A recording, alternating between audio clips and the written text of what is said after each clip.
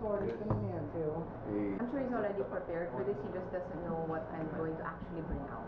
On my way to Artigas, okay. I came here because Tisha asked me for advice. So there's 300 million in this bank. There are, you can see, I think there are about 32 passbooks. You said you reached out to the president. Yeah. What Yes. happened there? When was this? When did this happen? Last month. Wednesday. 2 weeks ago? 3 weeks ago. 3 weeks Wednesday ago. after Sona. And ma'am, it was the president After Sona. Wednesday after. It was the president himself who met with you Yes. in the palace. the palace. It was just you. He was very and kind. Any of your lawyers What was your reason for reaching I out said, to you know what? I'm getting scared because like I said, it hit a wall. And I'm holding this stuff. I don't know what it is. I don't know how far-reaching it is. I don't know what to do, right? So I would think that the safest place to bring this is there. Because at the end of the day, right, this is the president. This is as high as it goes. The first meeting, I think majority of everything I said is in the affidavit. I already went to the NBI and what do you call that? Swore in and whatever the affidavit. It's about 6 inches high, so you can look at it. 6 inches thick. So the first meeting with the president was Wednesday after the sauna, right? Yes. Wednesday after. All he said is that he whatever way he can help. He was, I think, surprised as much as I was. He endorsed it to the NBI director who Yeah. has been the one coordinating. Because I mean, I guess Were there anyone else during the meeting? Or it was just the he endorsed it to the NBI director. I mean, during the meetings, we told the NBI. Yes. There's a second meeting, right? Because I heard a while ago that Anibal was also called to the palace. Yes. When did this happen? When did this happen? Sorry, that I'm not good with dates, so I look at them because I don't know the dates. Tuesday. You met again with the president on Tuesday with your husband. Not with my husband. He separate. He met him Separate. Yeah, separate. So that. Not with me. Ma'am, can you No, but you- Yeah, later on. What do you call it? We were in the we faced each other. Para saan yung final yung affidavit sa NBI?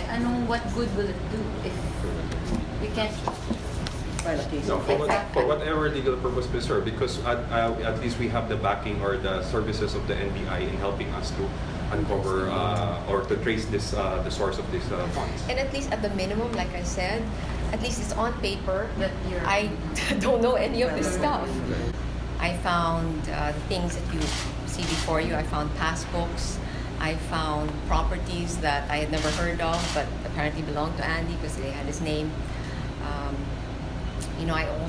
I found money. I found cash, gift wrapped,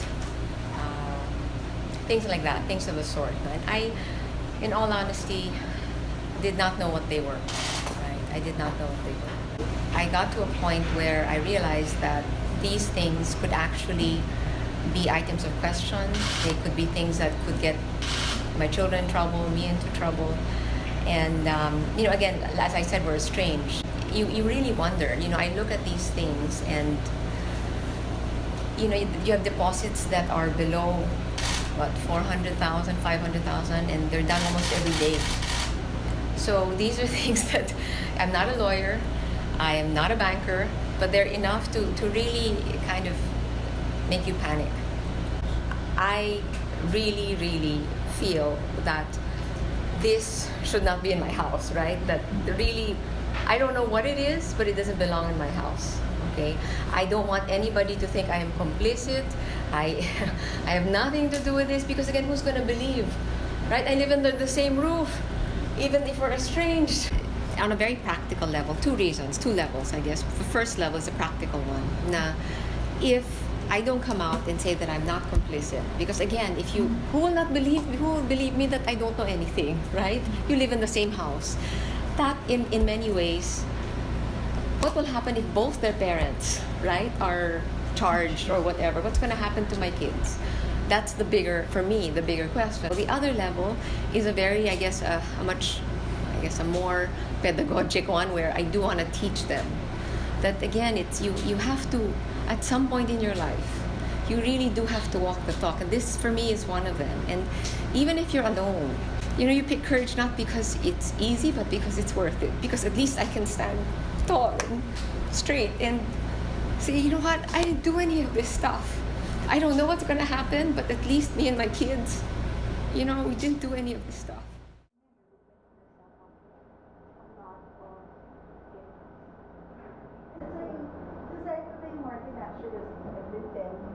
And then it was like a one bedroom and everything. You can see it. And then there's the bedroom, there's the other